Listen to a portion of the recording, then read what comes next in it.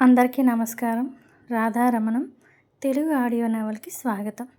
ముందుగా నా ఛానల్ని సబ్స్క్రైబ్ చేసుకోండి. అందరూ ఈ స్టోరీని ల్యాగ్ అవుతుంది, ఏమీ బాలేదు అని అంటున్నారు. అలా అని 2 ఎపిసోడ్లో ముగించలేం కదా, కొంచెం అలా ల్యాగ్ ఉంటుంది. ఇది చాలా పెద్ద స్టోరీ. ఒకవేళ మీకు ఇంట్రెస్ట్ లేకపోతే ఇగ్నోర్ చేసేయండి, అంతేగాని నెగిటివ్ కామెంట్స్ పెట్టకండి. ఆ కామెంట్స్ చూసి చాలామంది స్టోరీని చూడకుండానే వెనక్కి వెళ్ళిపోతారు. దయచేసి కామెంట్స్ పెట్టే వాళ్ళకి రిక్వెస్ట్ చేస్తున్నాను, ప్లీజ్ ఇగ్నోర్ చేసేయండి. ఇక కథలోకి వెళ్ళిపోదాం. రాక్షసుడి వలలో అందాల జాబిలమ్మ 30వ ఎపిసోడ్.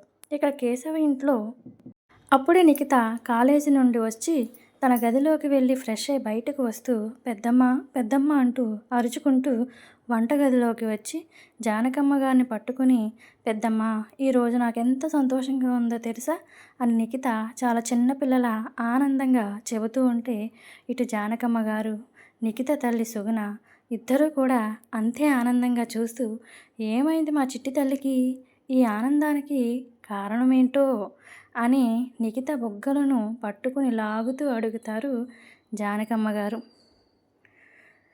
నిఖిత తన కళ్ళను తిప్పుతూ, ఈరోజు కేశవన్న, అదే మన నారాయణ గారు ఉన్నారు కదా, ఈరోజు కేశవన్న మన నారాయణ గారి ఇంటికి తీసుకుని వెళ్ళారు. అక్కడ శ్యామ అనే అమ్మాయి పరిచయం అయ్యింది అంటూ ఉదయం జరిగిన దగ్గర నుండి ఇప్పటి వరకు మొత్తం చెబుతూ ఉంటుంది నిఖిత. అప్పుడే కేశవ ఇంటి లోపలికి వస్తూ సోఫాలో కూర్చుని ఫోన్లో ఎవరితో మాట్లాడుతూ, నిఖిత అంత గట్టిగా మాట్లాడుతూ ఉంటే కేశవకి కూడా వినిపిస్తూ ఉంటాయి. చిన్నగా నవ్వుకుంటూ ఆదితో ఏదో మాట్లాడుతూ ఉంటాడు కేశవ. పెద్దమ్మ, నా స్నేహితురాలు ఎంత మంచిదో తెలుసా, ఎంత అందంగా ఉంటుందో, అందానికి తగ్గ వినయం కూడా అచ్చం బాబీ డాల్ లాగా, ముట్టుకుంటే కందిపోయేంత అందంగా ఉంటుంది పెద్దమ్మ, అచ్చం మన దేవకి అత్త ఉంది కదా అలా అని చెబుతూ, నేను కూడా అలాగే ఉంటాననుకో అని నవ్వుతూ చెబుతుంది నిఖిత. అందరూ ఆశ్చర్యంగా, అవునా, ఎవరే అమ్మాయి అని అడుగుతారు. అదే పెద్దమ్మ, నారాయణ గారి తమ్ముడు కూతుర్ని తీసుకుని వచ్చారు కదా, ఈరోజు కాలేజీలో జాయిన్ చేయడానికి కేశవన్నే నన్ను వాళ్ళ ఇంటికి తీసుకుని వెళ్ళి తనని కూడా అన్నయ్య బండిలో ఎక్కించుకుని మరీ ఇద్దరిని కాలేజీలో జాయిన్ చేయించారు అని చెబుతుంది నిఖిత. అవునా అంటూ వాళ్ళు ఆశ్చర్యంగా, ఏదో అర్థమైనట్టు నిఖితని చూస్తూ ఉంటారు. అవునమ్మా, నాకైతే తనని అసలు వదలాలని అనిపించలేదు తెలుసా, ఒక్కరోజుకే నాకు బాగా అలవాటైపోయింది.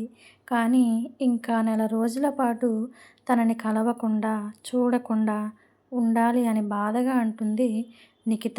జానకమ్మ గారు నిఖిత అంత బాధగా చెబుతుంటే ఆవిడ వంట చేస్తూనే, ఏంటి ఒక్కరోజుకే అంత స్నేహం పెంచుకున్నావా ఆ అమ్మాయి మీద అంటూ, ఎందుకు అంత బాధపడిపోతున్నావు, ఒక నెల ఆ మాత్రం ఉండలేవా అంటారు జానకమ్మ. నిఖిత జానకమ్మ మెడ చుట్టూ చేతులు వేసి,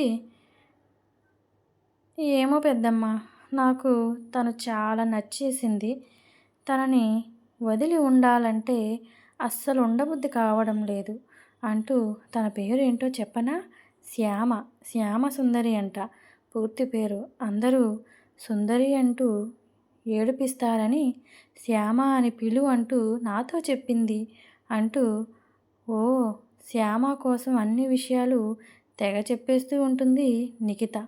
జానకమ్మ గారు వంట చేస్తున్న ఆవిడ శ్యామ పేరు వినగానే ఆ పేరుతో ఆమెకు ఉన్న అనుబంధాన్ని గుర్తుకు వచ్చి సడన్గా ఆగిపోయి, ఏంటి, ఏం పేరు అని మళ్ళీ ఆశ్చర్యంగా నిఖితని చూస్తూ అడుగుతుంది జానకమ్మ.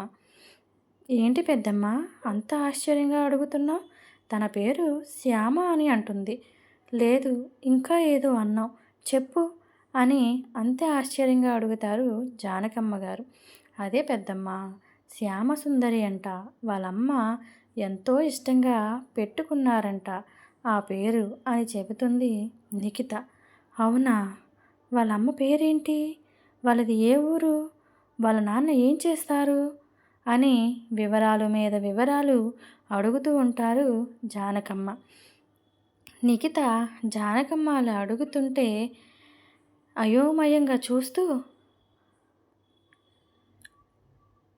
అయ్యో పెద్దమ్మ, వాళ్ళ అమ్మ పేరు, నాన్న పేరు ఏమీ నేను అడగలేదు.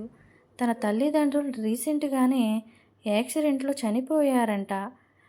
పాపం చెప్పి చాలా బాధపడింది అని నిఖిత చెబుతుంది.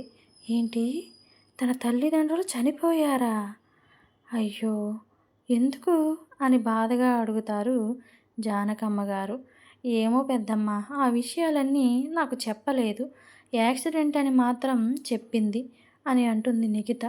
జానకమ్మ గారు మనసంతా గందరగోళంగా అయిపోతూ ఉంటే, ఏంటి?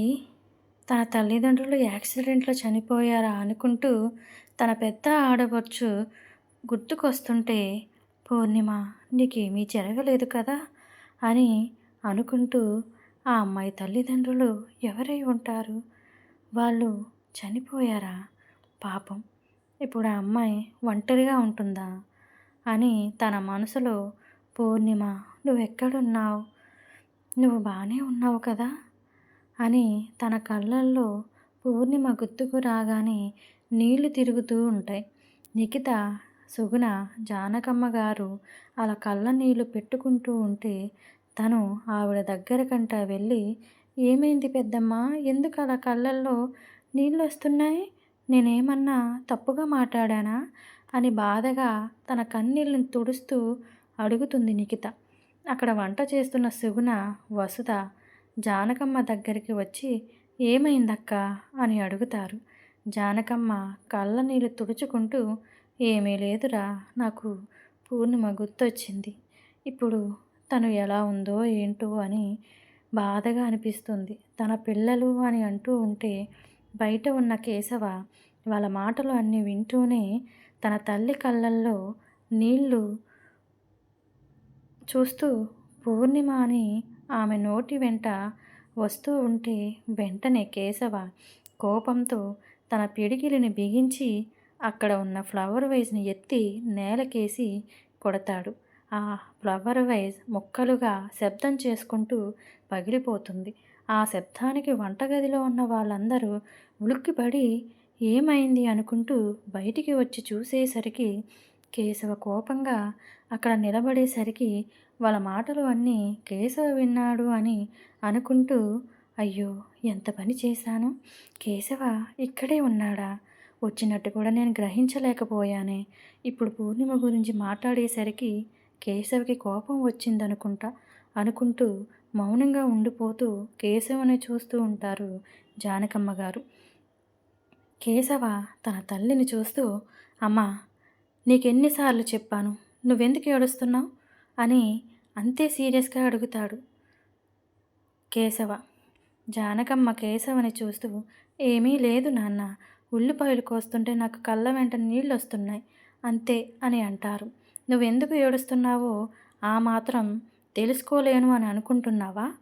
నాకు తెలుసు. నువ్వు ఇంకా వాళ్ళని మర్చిపోలేదా? వాళ్ళని గుర్తు తెచ్చుకుని ఏడిసే అంత గొప్పవాళ్ళైతే కాదు. నీకు గుర్తొచ్చిన వాళ్ళు మన ఇంటిని ఇలా చేసి ఆవిడ స్వార్థం చూసుకుని ఆవిడ సంతోషం కోసం మనందరినీ నట్టింట్లో వదిలేసి వెళ్ళిపోయిన ఆ మనిషి కోసం నువ్వు ఏడవటం ఏమైనా అర్థం ఉందా? నాకు నచ్చడం లేదు. ఆవిడ జీవితం కోసం ఆవిడ వెళ్ళిపోయినప్పుడు ఒక్క క్షణం మన గురించి, మన చిన్న అత్త దేవకి అత్త గురించి ఆలోచించి ఉంటే ఈరోజు దేవకి అత్త పరిస్థితి ఆ గదిలో అలా మతిస్థిమితం లేకుండా చీకటి గదిలో మగ్గిపోతూ ఉండేది కాదేమో. పెళ్ళి, పిల్లలు అంటూ ఎవరూ లేకుండా అలా ఒంటరి జీవితం గడిపేది కాదేమో. తను కూడా భర్త పిల్లలతో సంతోషంగా ఉండేది కదా. కానీ అంటూ కళ్ళల్లో ఎరుపుదనాన్ని నింపుకుంటూ, ఆ రోజు ఈ పరిస్థితులన్నిటికీ కారణం ఎవరు? నా అత్త దేవకి అత్త పెళ్ళి ఆగిపోవడానికి కారణం ఎవరు అని గట్టిగా రెట్టించి అడుగుతాడు కేశవ.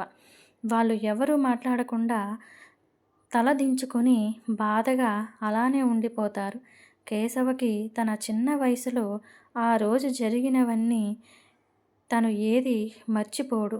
ఆ రోజు తన చిన్నత్త ఏడ్చిన బాధ తన కళ్ళ ముందే మెదులుతూ ఉంటే, అవి అన్నీ గుర్తుకొస్తూ ఉంటే, తన పిడికిలి బిగించి నరాలు తేలినంత కోపంతో వాళ్ళ వైపు చూస్తూ, ఇంకొకసారి ఈ ఇంట్లో ఆ పేరు వినపడకూడదు. నా ఒకవేళ ఆ పేరు వింటే నాలోని రాక్షసుని చూస్తారు మీరంతా అని వాళ్ళని కోపంగా బెదిరించి తన గదిలోకి విసురుగా వెళ్ళిపోతాడు కేశవ. కేశవ అంత కోపంగా చెప్పి వెళుతూ ఉంటే అప్పుడే కాలేజీ నుండి వస్తున్న అంకిత కేశవని చూస్తూ చాలా భయపడిపోతుంది. అమ్మో, అన్నయ్యకి ఎప్పుడో జరిగింది ఇప్పుడు తలుచుకున్నందుకే ఇంత కోపం వస్తుంది. నేను ఆ పృథ్వీని ప్రేమిస్తున్నానని తెలిస్తే నన్ను చంపి పాతి పెట్టేస్తాడేమో అని భయపడుతూ, అమ్మో, ఈ విషయాన్ని అసలు అన్నయ్యకి తెలియనివ్వకూడదు అనుకుంటూ లోపలికి వస్తూ జానకమ్మ గారి పక్కన నిలబడి భయంగా చూస్తూ ఉంటుంది. సుగుణ గారు జానకమ్మ గారిని బాధగా చూస్తూ వంటగదిలోకి తీసుకుని వెళ్ళి అక్కడ కూర్చోబెట్టి, అక్క, నీకు తెలుసు కదా కేశవ కోపం గురించి, ఇక వదిలేసే. ఆ పూర్ణిమ గురించి ఎవరైనా మాట్లాడితే తనకి నచ్చదు అంటూ నిఖిత వైపు చూస్తూ, అంతా దీనివల్లే అంటూ నిఖిత నెత్తి మీద మొట్టి, నువ్వు లోపలికి వచ్చేటప్పుడు అక్కడ కేశవ్ ఉన్నాడో లేదో చూసి రావాలి కదా, ఓ పెద్ద పెద్దగా అరుస్తూ మొత్తం కేశవ్ వినేలాగా చేశావు అని నిఖితకి 4 చివాట్లు పెడుతూ అడుగుతుంది సుగుణ. నిఖిత తన తలని రుద్దుకుంటూ అబ్బా అని బొంగమూతి పెట్టుకుని, మధ్యలో నేనేం చేశాను పెద్దమ్మ, నా స్నేహితురాలి గురించి చెప్పాను అంతేగా, ఎవరినో గుర్తు చేసుకోమని నేను చెప్పానా, నా మాటలకి పెద్దమ్మకి ఆవిడ గుర్తుకొచ్చింది, బాధపడుతుంది. అన్నయ్య ఆ మాటలు విని కోపడ్డాడు అంతేగా, మధ్యలో నేనేం చేశాను అని అంటుంది నిఖిత. కబుర్లు బాగా చెబుతున్నావు అక్క, నువ్వేమి పట్టించుకోకు అని అంటుంది సుగుణ. జానకమ్మ బాధగా సుగుణను చూస్తూ, లేదు సుగుణ, నేను పట్టించుకోకపోతే ఎలా చెప్పు, నా ఇంటి ఆడబడుచు ఇక ఇంటికి ఎన్నాళ్ళైనా రాదు. ఇన్నేళ్ళైనా కేశవ ఆ రోజు జరిగినది మర్చిపోలేకపోతున్నాడు. అసలు ఏదో ఒకరోజు పూర్ణిమ వస్తే కేశవ ఈ ఇంటికి రానిస్తాడా, వాళ్ళని అసలు చూడనిస్తాడా, అదే నాకు భయం పట్టుకుంది సుగుణ. పూర్ణిమకి పిల్లలు పుట్టే ఉంటారు కదా, వాళ్ళు కూడా నిఖిత అంతే ఉంటారేమో కదా, వాళ్ళు మా తాతగారి ఇల్లు అని వెతుక్కుంటూ ఇక్కడికి వస్తే కేశవ వాళ్ళని చూసి అసలు వాళ్ళని లోపలికి రానివ్వకపోతే, కేశవ వాళ్ళని అసలు లోపలికి రానిస్తాడా అని వాళ్ళ పేర్లు పలుకుతుంటేనే ఇంత కోపం తెచ్చుకుంటున్నాడు. ఆ ఆస్తిలో కూడా పూర్ణిమకి హక్కు ఉందిగా, వాళ్ళది వాళ్ళకి ఎప్పటికైనా ఇచ్చేయాలి కదా, వాళ్ళు ఎలా ఉన్నారో ఏంటో అని నాకు చాలా ఆందోళనగా ఉంది సుగుణ అంటూ ఆవిడ చాలా ఆందోళన పడుతుంటే, అక్క, నువ్వు చాలా ఆందోళన పడుతున్నావు, వాళ్ళకి ఏమీ కాదు, పూర్ణిమ పిల్లా పాపలతో క్షేమంగా ఉంటుంది. నువ్వు ప్రేమతో పూర్ణిమ గురించి ఎక్కువ ఆలోచిస్తున్నావు కానీ ఒక్కసారి మన ఇంటిలో మూడులాగా మిగిలిపోయిన దేవకి గురించి ఆలోచించడం లేదా, ఒక్కసారి కేశవ స్థానంలో ఉండి ఆలోచించి చూడు, తన బాధ నీకు అర్థమవుతుంది అని అంటుంది సుగుణ. అది కాదు సుగుణ, దేవకి గురించి నాకు తెలుసు కానీ పూర్ణిమ మీద కోపం ఎందుకు చెప్పు, తను కావాలని ఏది చెయ్యలేదు కదా, పరిస్థితులు అలా ఉన్నాయి, ఎవరు మాత్రం ఏం చెయ్యగలరు, అసలు పూర్ణిమకి దేవకి జీవితం ఇలా అయ్యిందని తెలిసే అవకాశం కూడా లేదు కదా, అందుకే ఇన్నేళ్ళైనా ఎప్పుడూ ఇక్కడకు రాలేకపోయింది అని అంటారు జానకమ్మ. అక్క, నువ్వు మళ్ళీ అలానే మాట్లాడుతున్నావు, ఇక ఆ విషయాలన్నీ వదిలేసేయ్, కేశవ ఇంట్లోనే ఉన్నాడు, ఇవి వింటే మళ్ళీ తన కోపానికి నువ్వు బలి కావలసిందే అని అంటుంది సుగుణ. అక్కడే ఉన్న నిఖిత వాళ్ళు మాట్లాడుకున్న మాటలు అన్నీ వింటూ చాలా శ్రద్ధగా వింటూ, ఏంటి పెద్దమ్మ, పూర్ణిమనా? ఆమె ఎవరు? నాకు దేవకి అత్త కాకుండా ఇంకో అత్త కూడా ఉందా? తను ఎలా ఉంటుంది అని అడుగుతుంది నిఖిత. సుగుణ నిఖితని కోపంగా చూస్తూ, ఇప్పుడు ఇవన్నీ ఎందుకు, నువ్వు లోపలికి వెళ్ళు అని కసురుతుంటే జానకమ్మ సుగుణని చూస్తూ, నువ్వు ఆగు సుగుణ, అది అడిగేది దాని అత్త గురించేగా, చెప్పనివ్వవే అంటూ నిఖితని దగ్గరికి తీసుకుంటూ, అవును నిఖిత, నీకు ఇంకో పెద్ద అత్త కూడా ఉంది, తన పేరు పూర్ణిమ అని చెబుతూ ఉంటారు. అవునా, నాకు ఇంకో అత్త కూడా ఉందా అని ఆశ్చర్యంగా ఆనందపడిపోతూ, అయితే నేను ఎప్పుడు ఎందుకు చూడలేదు, మన ఇంటికి ఎందుకు రాలేదు అని ఇంకా ఏవో ప్రశ్నలు అడుగుతూ ఉంటే సుగుణ తన తల కొట్టుకుంటూ, చూసావా దీని ప్రశ్నలు అంటూ ఉండగానే అప్పుడే అవి అన్నీ వింటూ జానకమ్మ అన్నయ్య వీరభద్రం బయట నుండి వంటగదిలోకి తొంగి చూస్తూ వాళ్ళు చెప్పుకునే మాటలు అన్నీ వింటూ, చెల్లమ్మ, ఏంటి ఆ లేచిపోయిన దానికోసం ఓ తెగ బాధపడిపోతున్నావు, ఇలానే వదిలేస్తే వాళ్ళని ఈ ఇంటికి తీసుకొచ్చేస్తుంది, లేదు ఆ ప్రయత్నాలను ఆపేయాలి అనుకుంటూ లోపలికి వచ్చి విసుగ్గా, వసుదా, ఏం చేస్తున్నావు నువ్వు అని కసురుతూ నిఖితని చూస్తూ, చూడు నిఖిత, నీకు దేవకి అత్త ఒక్కతే ఉంది, ఇంకొక అత్త ఉండేది కానీ ఒక 16 ఏళ్ల క్రితం చనిపోయింది అని, ఇక నువ్వు ఆవిడ గురించి ఎక్కువగా అడగకపోవడమే మంచిది అని చెబుతున్న వీరభద్రాన్ని కోపంగా చూస్తూ, అన్నయ్య అంటూ, ఏంటి నువ్వు మాట్లాడేది అని కోపంగా అడుగుతారు జానకమ్మ. అదేంటి చెల్లమ్మ, నేను చెప్పేది నిజమేగా అని అంటున్న వీరభద్రాన్ని చూస్తూ, మావయ్య, నువ్వెందుకు అలా చెబుతున్నావు అని అనుమానంగా అడుగుతుంది నిఖిత. జానకమ్మ నిఖితలో ఏవో అనుమానాలు వస్తున్నాయని, అన్నయ్య, పిల్లల ముందు ఏం మాట్లాడాలో తెలియడం లేదా నీకు, బ్రతుకున్న వాళ్ళని అలా చనిపోయారని చెప్పొచ్చా అని కోపంగా అంటారు. జానకమ్మ కోపానికి భయపడుతూ, అది కాదు చెల్లమ్మ, ఈ ఇంట్లో ఉన్న వాళ్ళందరి దృష్టిలో ఆ పూర్ణిమ ఎప్పుడో చనిపోయిందని అనుకుంటున్నారు కదా, అందుకే ఈ ఇంట్లో ఆవిడికి సంబంధించిన ఏ ఆనవాలు కూడా లేకుండా చేశారు కదా అంటూ, అమ్మ నిఖిత, ఎప్పుడో 17 ఏళ్ల క్రితం మీ అత్త ఎవరినో ప్రేమించి పెళ్లి చేసుకుని లేచిపోయింది, అప్పటి నుండి ఈ ఇంట్లో వాళ్ళు తను చనిపోయిన దానితో సమానంగా చూస్తున్నారు, ముఖ్యంగా మీ కేశవన్న, అందుకే నేను అలా చెప్పాను. అయినా ఆ లేచిపోయిన దాని గురించి ఇప్పుడు మాటలు ఎందుకు చెప్పు, మీరంతా ఇలా చెప్పుకుంటున్నారు, అసలే కేశవ మీ అందరికి గట్టిగా చెప్పి వెళ్ళినట్టు ఉన్నాడు, ఇప్పుడు బావ వింటే కూడా తన కోపానికి కూడా బలవుతారు మీరు అని చెప్పి, చూడు నిఖిత, మీ పెద్దమ్మ అన్నీ అలాగని చెప్తుంది, ఇంకెప్పుడు ఆవిడ ప్రస్థానాన్ని రానివ్వకండి అని చెప్పి వీరభద్రం మనసులో మాత్రం, ఇప్పుడు నేను ఇలా చెప్పకపోతే ఆ పూర్ణిమని తెచ్చి ఇంటిలో పెడితే, దానికి కూతురు పుడితే, అమ్మో, ఆ కేశవకిచ్చి పెళ్లి చేసేస్తే మరి నా కూతురు గతి ఏంటి, అప్పుడు ఆస్తి మొత్తం దానికి వెళ్ళిపోతుంది, నాకు నా పిల్లలకి ఆస్తిలో వాటా కాదు కదా, చిల్లి గవ్వ కూడా మిగలదు అని ఏదో కన్నింగా ముందు జరగబోయేవి అన్నీ ఆలోచించుకుంటూ, ఎట్టి పరిస్థితిలో ఆ పూర్ణిమని కానీ తన పిల్లల్ని కానీ ఈ గడప కూడా తొక్కనివ్వకూడదు, వీళ్ళందరిలో వాళ్ళ పట్ల విషబీజాన్ని నాటాలి అనుకుంటూ పూర్ణిమ ప్రస్తావనని రానివ్వకుండా అక్కడితో వదిలేసేలా చేస్తాడు వీరభద్రం.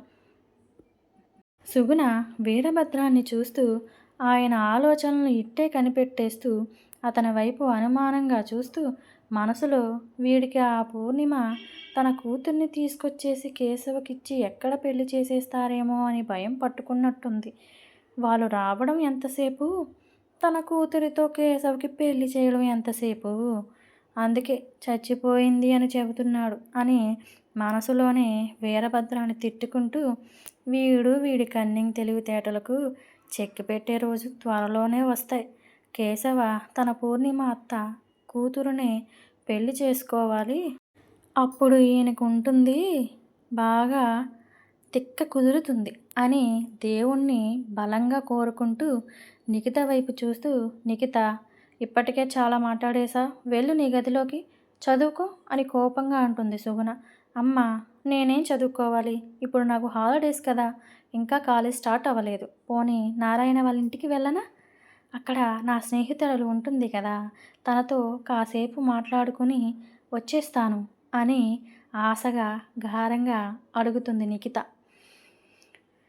సుగుణ నిఖితని కోపంగా చూస్తూ, అవునా అయితే సరే వెళ్ళి అక్కడ సోఫాలో మీ కేశవన్న కూర్చున్నాడుగా, వెళ్ళి అడుగు అని చెప్పేసరికి అమ్మో కేశవన్ననా అనుకుంటూ తన కోపాన్ని గుర్తు తెచ్చుకుంటూ, వద్దులే నా గదిలోకి వెళ్ళిపోయి ఆ అయిపోయిన సబ్జెక్టులను తిరగేసుకుంటాను అని పరుగున తన గదిలోకి వెళ్ళిపోతుంది నిఖిత. వెళ్ళిపోతున్న నిఖితని చూస్తూ ఉత్తి అల్లరి పిల్ల అనుకుంటూ జానకమ్మ సుగుణ నవ్వుకుంటూ ఉంటారు. అక్కడున్న వీరభద్రం జానకమ్మని చూస్తూ తన కూతురి పెళ్లి కోసం ఒకసారి అడగాలనుకుంటూ చెల్లమ్మ అని నసుగుతూ ఉంటే జానకమ్మ కోపంగా చూసేసరికి ఇక అక్కడ ఏమి మాట్లాడకుండా, అంత కోపం వద్దులే చెల్లమ్మ అంటూ మెల్లిగా బయటికి వచ్చేస్తాడు వీరభద్రం. ఆయన బయటకు వస్తుంటే అప్పుడే చందన హాయ్ నాన్న అనుకుంటూ వంటగదిలోకి వస్తుంది. వీరభద్రం చందనాన్ని పట్టించుకోకుండా వెళ్ళిపోతూ ఉంటాడు. నాన్నకి ఏమైంది, నన్ను పట్టించుకోకుండా వెళ్ళిపోతున్నాడు అనుకుంటూ వంటగదిలోకి వస్తూ అక్కడ వంటగది దిమ్మ మీద కూర్చుంటూ హాయ్ అత్త నాకు మంచి కాఫీ పెట్టవా అని ప్రేమగా గారాలు పోతూ అడుగుతుంది చందన. పెడతానులే కానీ పార్టీ ఎలా జరిగింది అని అడుగుతారు జానకమ్మ. చాలా బాగా జరిగింది పెద్దమ్మ అంటూ, బాగా టైర్డ్ అయిపోయాను, నేను ఫ్రెష్ అయి వస్తాను, ఈలోపు కాఫీ పెట్టు అని చందన తన గదిలోకి వెళ్తూ కేశవ తనకి ఎదురు వస్తాడేమో అనుకుంటూ వస్తే బాగున్ను అనుకుంటూ ఉండగానే అప్పుడే కేశవ తన గది తలుపు తీసుకుని మెట్లు దిగుతూ కిందకి వస్తూ కనిపిస్తాడు. ఆ వెనకే అంకిత కూడా వస్తూ కనిపిస్తుంది.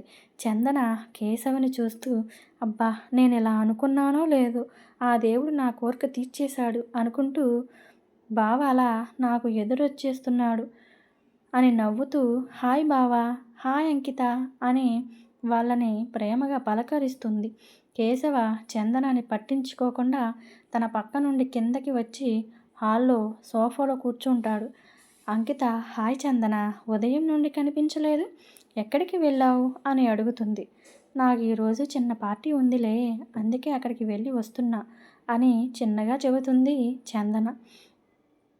అవునా నీ పనే బాగుంది, ఇటు ఇంట్లో అటు బయట కాలేజీలో బాగా ఎంజాయ్ చేస్తున్నావు కదా, నాకు అంత సీన్ లేదులే అని నిట్టూరుస్తూ చిన్నగా మాట్లాడుకుంటూ చందన నీకొకటి చూపిస్తాను పద అంటూ అంకిత చందన తన గదిలోకి తీసుకుని వెళ్ళి తలుపు గడియ వేస్తుంది. ఇక్కడ నిఖిత తన గదిలోకి వెళ్ళి ఏవో బుక్స్ తిరగేస్తూ ఉంటుంది కానీ తన మనసు అస్సలు కుదుట పడదు. ఎందుకో అస్తమానం శ్యామ అని చూడాలనిపిస్తుంది. తన నవ్వే గుర్తుకొస్తూ ఉంటే మళ్ళీ వంటగదిలోకి మెల్లగా వచ్చి అక్కడ కేశవ ఉండడం చూస్తూ జానకమ్మ గారి దగ్గరగా వచ్చి జానకమ్మ గారి నడుం చుట్టూ చేతులు వేసి పట్టుకుని గారంగా పెద్దమ్మ నా ఫ్రెండ్ని చూడాలని అనిపిస్తుంది, ఒక్కసారి వాళ్ళ ఇంటికి వెళ్ళి వస్తాను అని బ్రతిమలాడుతూ అడుగుతూ ఉంటుంది నిఖిత.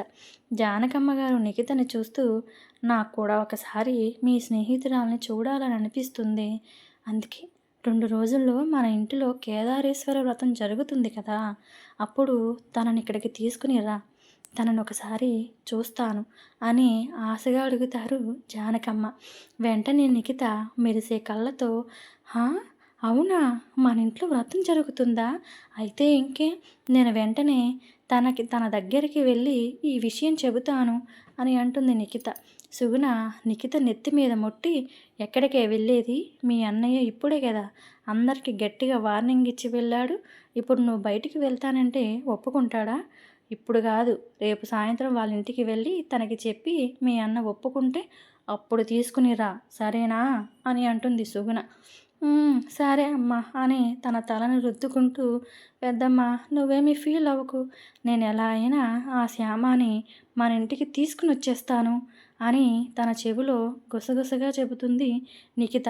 ఆవిడ నవ్వుతూ, అలాగేరా, తీసుకురా, ఒకరోజు ఉండేలా తీసుకురా తల్లి అని ప్రేమగా చెబుతారు. అలాగే అంటుంది నిఖిత.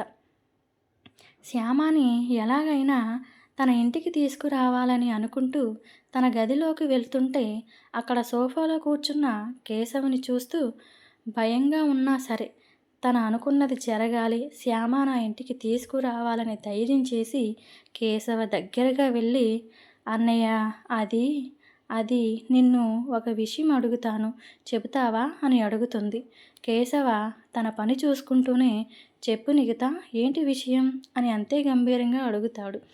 తను ఏమనుకుంటుందో కేశవ ముందుగానే గ్రహించి ఇప్పటి వరకు వంటగదిలో ఏమి జరిగిందో కూడా తన పని చూసుకుంటూనే ఒక గంట కనిపెడుతూనే ఉంటాడు కేశవ. నిఖిత కేశవ చెయ్యి పట్టుకుని, ప్లీజ్ అన్నయ్య, నువ్వు తప్పకుండా ఒప్పుకోవాలి అని అంటుంది. ముందు విషయం ఏంటో చెప్పు నిఖిత, ఒప్పుకుంటానో లేదో తర్వాత చెబుతా అని అంతే గంభీరంగా అంటాడు కేశవ. నిఖిత కేశవుని చూస్తూ, అది అన్నయ్య, మన ఇంటిలో 2 రోజుల్లో కేదారేశ్వర వ్రతం జరుగుతుందంట కదా, నా స్నేహితురాలిని ఇక్కడికి తీసుకురావచ్చా అని. కేశవ ఏమంటాడో, ఒప్పుకుంటాడో లేదో అని భయంగా కేశవుని చూస్తూ అడుగుతుంది నిఖిత. అవునా, ఎవరు నీ స్నేహితురాలు అని అడుగుతాడు కేశవ. అదే అన్నయ్య, శ్యామ అని అంటుంది నిఖిత. శ్యామానా, ఎవరు అని అడుగుతాడు తెలియనట్లు. నిఖిత తన కళ్ళు చిన్నవి చేసుకుని, అన్నీ తెలుసు, కావాలని ఇలా అడుగుతున్నాడు అన్నయ్య అని తనకి అర్థమవుతుంటే నవ్వుతూ, అదే అన్న, ఉదయం నువ్వు వాళ్ళ ఇంటికి తీసుకుని వెళ్ళావుగా ఆ అమ్మాయి అని అంటుంది శ్యామ. కేశవ లోపలే నవ్వుకుంటూ తన నవ్వుని బయటకు తెలియనివ్వకుండా నిఖితని చూస్తూ కొనసాగుతుంది. రేపొచ్చే ఎపిసోడ్లో ఏం జరిగిందో తెలుసుకుందాం. నా ఛానల్ని సబ్స్క్రైబ్ చేసుకోవడం మాత్రం మర్చిపోకండి. అందరూ చదువుతున్నారు, చూస్తున్నారు, కానీ ఎవరు సబ్స్క్రైబ్ చేసుకోవట్లేదు. ప్లీజ్ మీరు సబ్స్క్రైబ్ చేసుకోండి, మీరు లైక్ చేయండి, కామెంట్స్ చేయండి. నమస్తే.